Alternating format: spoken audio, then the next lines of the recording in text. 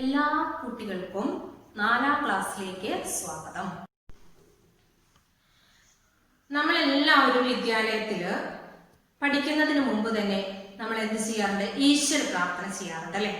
അപ്പൊ എല്ലാവരും കണ്ണുകൾ അടയ്ക്കാം. കൈ കൂട്ടിക്കൊണ്ട് നമുക്ക് ഈശ്വര പ്രാർത്ഥനയിലേക്ക് കടക്കാം. സഹനാവവതു സഹനൗ ഭുനക്തു സഹ വീര്യം കരവാവഹൈ തേജസ്വിനാവധീതമസ്തു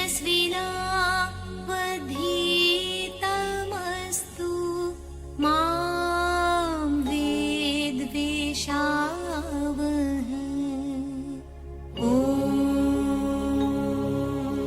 ശാന്തി ശാന്തി ശാന്തി.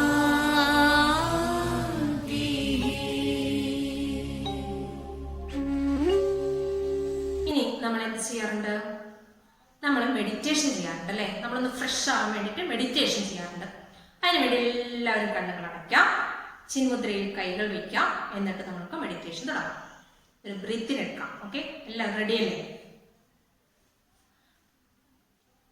Take breath in, breathe out, breathe in,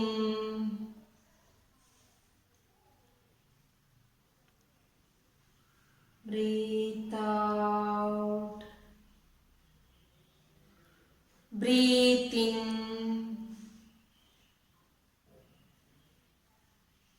breathe out.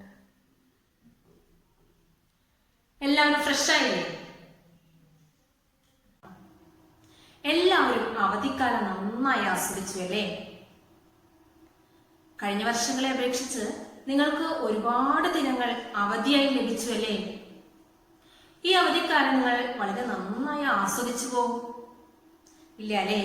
എന്താ കാരണം? കൊറോണ എന്ന മഹാമാരി മൂലം നിങ്ങൾക്ക് പുറത്തു പോയി സ്വതന്ത്രമായി കളിക്കുവാനോ കൂട്ടുകാരുടെ വീടുകൾ സന്ദർശിക്കുവാനോ പുറത്തു പോയി ഭക്ഷണം കഴിക്കുവാനോ നിങ്ങൾക്ക് സാധിച്ചില്ല അല്ലേ? പക്ഷേ നിങ്ങളുടെ വീട്ടിൽ നിങ്ങളുടെ വീട്ടുകാരെല്ലാവരും ഉണ്ടായിരുന്നു. അച്ഛനും അമ്മയും എല്ലാവരും ഉണ്ടായിരുന്നു. അതുകൊണ്ട് തന്നെ നിങ്ങൾ വീട്ടിൽ കഴിഞ്ഞപ്പോൾ വളരെ സന്തോഷപൂർവ്വമാണ് കഴിഞ്ഞത്. ശരി, ഈ അവധിക്കാലത്ത് നിങ്ങൾ എന്തെല്ലാം കുസൃതികൾ ഒപ്പിച്ചിട്ടുണ്ടാവും? അങ്ങനെ കുസൃതികൾ ഒപ്പിക്കാത്തതായി ആരും തന്നെ ഇല്ല അല്ലേ? ടീച്ചർക്കറിയാം നിങ്ങൾ നന്നായി കുസൃതി ഒപ്പിച്ചിട്ടുണ്ടാവുമെന്ന്. ഇത്രയധികം കുസൃതികൾ ഇപ്പോൾ നിങ്ങൾ ചെയ്യുന്നുണ്ടെങ്കിൽ നിങ്ങളുടെ ശൈശവഘട്ടത്തിൽ നിങ്ങൾ എന്തെല്ലാം കുസൃതികൾ ഒപ്പിച്ചിട്ടുണ്ടാവും? അമ്മമാരോട് ചോദിച്ചാൽ അറിയാം നിങ്ങൾ എന്തൊക്കെ കുസൃതികളാണ് ചെറിയ കുഞ്ഞായിരിക്കുമ്പോൾ ചെയ്തതെന്ന്. കേട്ടോ? നിങ്ങൾ കൊച്ചു കുട്ടികളെ ശ്രദ്ധിച്ചിട്ടുണ്ടോ? വളരെ കുഞ്ഞായ കുട്ടികളെ ശ്രദ്ധിച്ചിട്ടുണ്ടോ? നിങ്ങളുടെ വീട്ടിൽ ഒരു പക്ഷെ അനിയനോ അനിയത്തിയോ ഒക്കെ ഉണ്ടാവും അല്ലെ?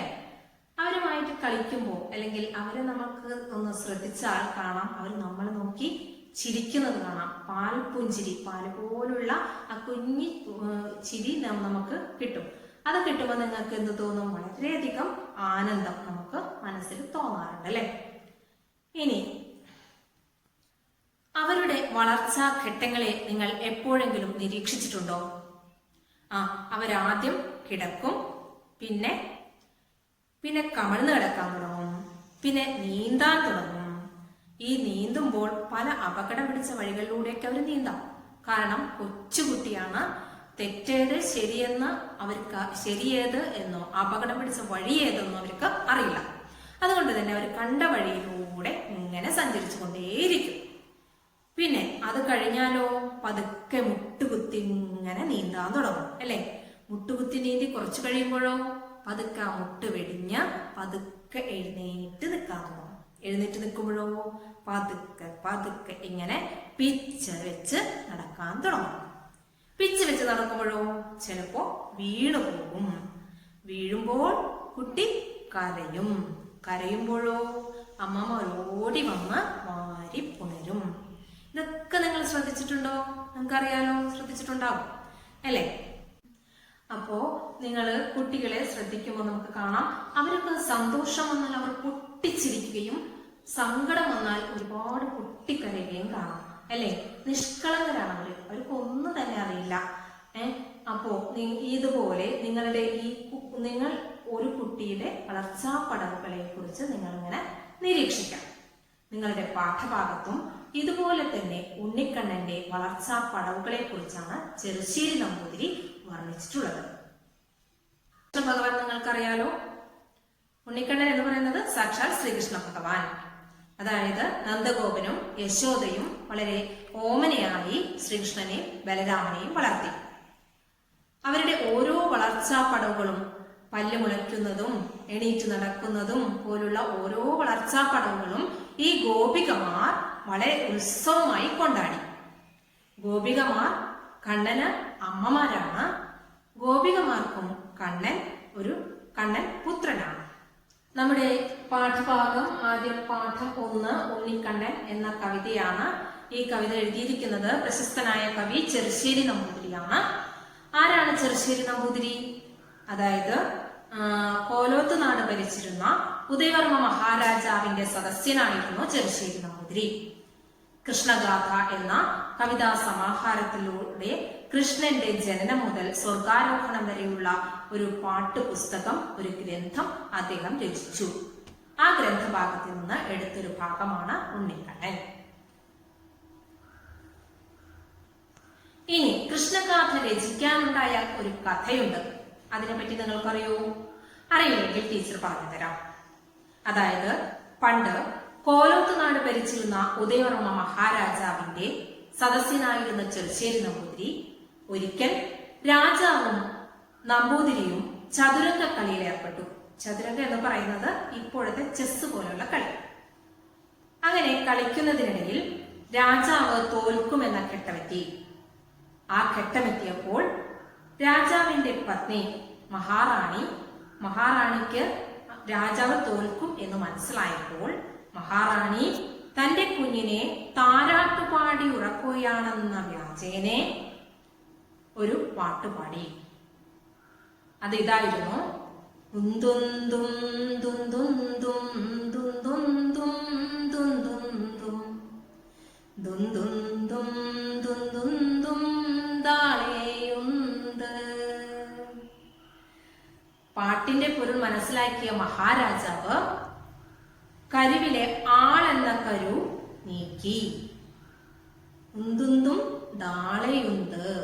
ആളെന്ന കരു ഉന്താനാണ് മഹാറാണി പറഞ്ഞത്. രാജാവ് അത് മനസ്സിലാക്കിയപ്പോൾ ആളെന്ന കരു നീക്കി വെച്ചു. അങ്ങനെ രാജാവ് ചതുരംഗക്കളിയിൽ വിജയിച്ചു. ഇത് കഴിഞ്ഞപ്പോൾ രാജാവ് ചെറുശ്ശേരി നമ്പൂതിരിയോട് പറഞ്ഞു, മഹാറാണി ആലപിച്ച ആ രീതിയിൽ തന്നെ തനിക്ക് കൃഷ്ണനെ കുറിച്ചുള്ള ഒരു പുസ്തകം രചിച്ചു തരണം എന്ന് രാജാവ് ചെറുശ്ശേരിയോട് പറഞ്ഞു. അങ്ങനെയാണ് ചെറുശ്ശേരി നമ്പൂതിരി കൃഷ്ണന്റെ ജനനം മുതൽ സ്വർഗാരോഹണം വരെയുള്ള ഘട്ടങ്ങളുടെ ഒരു ഗാഥയായി, ഗാഥ മീൻസ് പാട്ട്, ഒരു പാട്ടുരൂപത്തിൽ ഒരു ഗ്രന്ഥം രചിച്ചു. അതാണ് കൃഷ്ണഗാഥ. അപ്പോ ഇതാണ് നിങ്ങളുടെ പാഠപുസ്തകം, മാതൃഭാഷാ പാഠാവലി. എല്ലാവരും പുസ്തകം എടുത്തു വെക്കാം. ടീച്ചർ വായിക്കുമ്പോൾ ടീച്ചറോടൊപ്പം തന്നെ ഉറക്കെ വായിക്കേണ്ടതാണ്. ഇനി വായിക്കുമ്പോൾ കൈവിരൽ ഓരോ വരികളിലൂടെയും സ്പർശിച്ചുകൊണ്ട് പോകണം.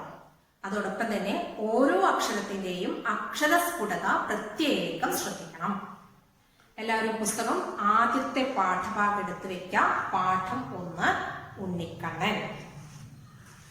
ഇനി ടീച്ചർ വായിക്കാൻ പോവാണേ. ഈ പാട്ട് പാടുമ്പോൾ, അതായത് ചെറുശ്ശേരി നമ്പൂതിരി എഴുതിയ എല്ലാ പാട്ടുകളും എല്ലാ കവിതകളും ഒരു രീതിയിലാണ് പാടാൻ പാടുള്ളൂ. ആ രീതി ഇതാണ്: ഉന്തുന്തും ദുന്തുന്തും ദാളയുണ്ട് എന്ന ആ രീതി. അതുകൊണ്ട് ആ രീതിയിൽ നമുക്ക് പാടാം. എല്ലാവരും റെഡിയല്ലേ? പാലഞ്ചും പുഞ്ചിരി തൂകി നിന്നങ്ങനെ 4-5 നാളങ്ങോ ചെന്നവാറേ മെല്ലെ മെല്ലെന്നിഴഞ്ഞു തൂടിയങ്ങേ കല്ലിലും മുള്ളിലും പൂഴിയിലും ഓമേന വായ്മലർത്തേറൽ വീണേറ്റവും കോമളമാകുമമ്മാറു തന്നെ ചാലേ പൂണർന്നു നിന്നിടിനാർ നീലക്കണ്ണാരുമങ്ങമ്മമാരും മുട്ടും പീഡിച്ചു നിന്നു തുടങ്ങിനാർ ഒട്ടു നാളങ്ങനെ ചെന്നവാറേ മുട്ടും വേടിഞ്ഞു നിന്നൊട്ടു നടക്കയും പെട്ടെന്ന് വീഴുകയും കേഴുകയും അമ്മമാർ ചെന്നങ്ങ് തെറ്റെന്നെടുക്കയും എൻ മകൻ വാഴ്കെന്ന് ചൊല്ലുകയും പൂഴി തുടക്കയും മെയ്യിൽ മൂകക്കയും കേഴില്ല എന്നങ്ങ് ചൊല്ലുകയും ഇങ്ങനെ ഓരോരോ വേലകളുണ്ടായി മംഗലം പൊങ്ങുന്ന ഗോകുലത്തിൽ. അപ്പോ ടീച്ചർ ഇതിന്റെ സാരാംശം പറഞ്ഞു തരാം. എല്ലാവരും നന്നായി ശ്രദ്ധിച്ചിരിക്കണം. പാലഞ്ചും പുഞ്ചിരി തൂകി നിന്നങ്ങനെ 4-5 നാളങ്ങു ചെന്നവാറേ. പാൽ പോലെയുള്ള പുഞ്ചിരി തൂകിക്കൊണ്ട് കുറച്ചു നാളിങ്ങനെ ശ്രീകൃഷ്ണൻ ഓടി നടന്നു.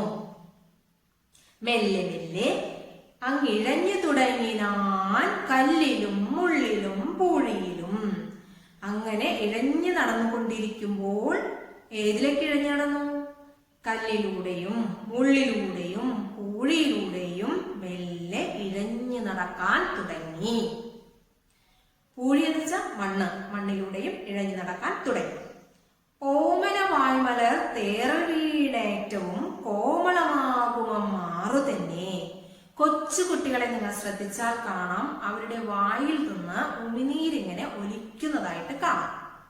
അപ്പൊ ഓമനമായ ആ വായിൽ നിന്ന് തേൻ പോലുള്ള ജലത്തുള്ളികൾ ഇറ്റിറ്റ് വീഴുകൊണ്ട് കുട്ടിയുടെ മാറിടത്തിൽ തങ്ങി നിൽക്കുന്നു. തേൻ പോലുള്ള ജലത്തുള്ളികൾ ഇറ്റിറ്റ് വീണ് കുട്ടിയുടെ മാറിടത്തിൽ അത് തങ്ങി നിൽക്കുന്നു. അമ്മമാർ കുട്ടിയെ വാരിപ്പുണർന്നെടുക്കുമ്പോൾ ആ സുഖം അമ്മമാർ അനുഭവിക്കുന്നു.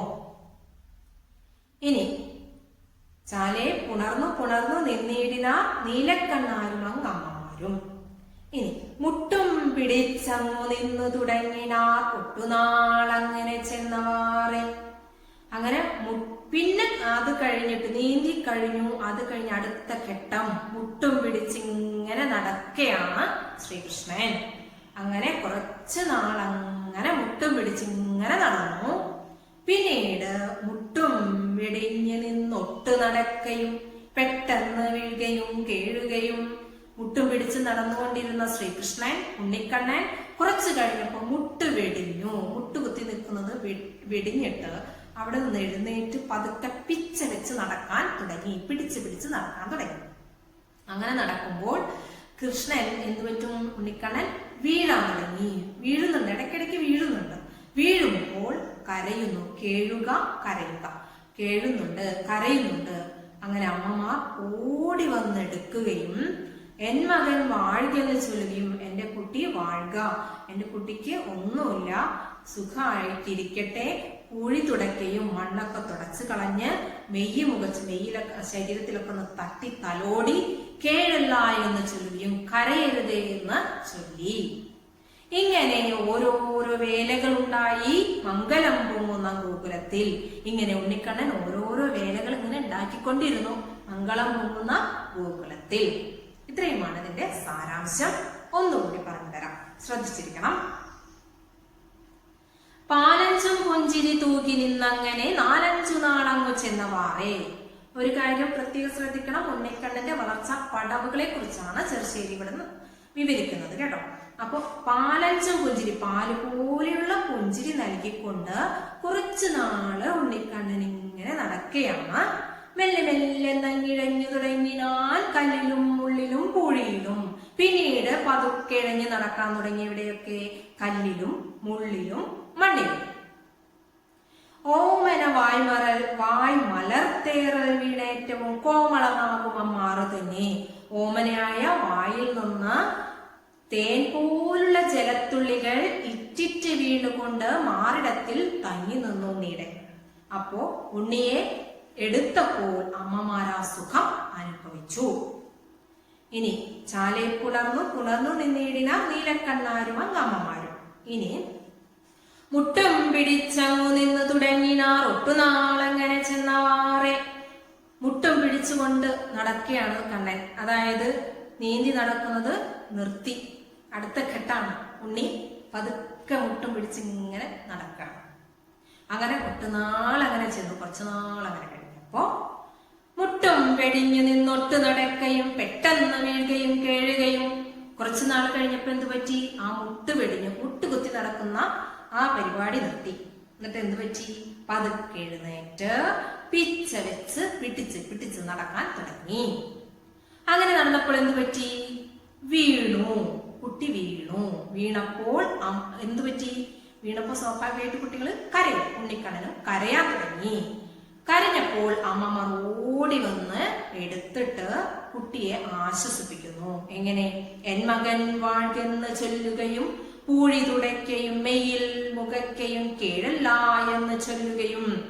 അതായത് കുട്ടിയുടെ ശരീരത്തിലുള്ള മണ്ണൊക്കെ തട്ടി തുടച്ച് കളഞ്ഞ് കുട്ടിക്ക് ഒന്നുമില്ല എന്നൊക്കെ പറഞ്ഞ് ശരീരത്തിൽ തലോടിക്കൊണ്ട് കുട്ടി സുഖമായിരിക്കട്ടെ എന്നൊക്കെ പറഞ്ഞുകൊണ്ട് കുട്ടിയെ ആശ്വസിപ്പിച്ചു. ഇങ്ങനെ ഓരോരോ വേലകളുണ്ടായി മംഗലം പൊങ്ങുന്ന ഗോകുലത്തിൽ. ഇങ്ങനെ ഓരോരോ വേലകൾ ശ്രീകൃഷ്ണൻ ഗോകുലത്തിൽ ഒപ്പിച്ചുകൊണ്ടിരുന്നു, കളിച്ചുകൊണ്ടിരുന്നു. അതെല്ലാം ഗോപികമാർ ആസ്വദിച്ചു കൊണ്ടിരുന്നു. ഇതാണ് പാഠഭാഗം. ഇത് എല്ലാവരും 5 പ്രാവശ്യം വായിക്കേണ്ടതാണ്. വായിക്കുമ്പോൾ ഒരു കാര്യം പ്രത്യേകം ശ്രദ്ധിക്കുക, കൈവിരൽ സ്പർശിച്ചുകൊണ്ട് ഓരോ ലൈനും വായിക്കണം, ഉറക്കെ വായിക്കണം. ഓരോ അക്ഷരത്തിന്റെയും അക്ഷരസ്ഫുടത എല്ലാവരും ശ്രദ്ധിക്കേണ്ടതാണ്. ഇത്രയാണ് ഇതിൽ പഠിക്കാനായിട്ടുള്ളത്. ഇനി നിങ്ങൾക്ക് എന്തെങ്കിലും സംശയം ഉണ്ടെങ്കിൽ ടീച്ചർ ആ സംശയം എല്ലാം ദൂരീകരിച്ചു തരാം കേട്ടോ. എല്ലാവർക്കും നന്ദി.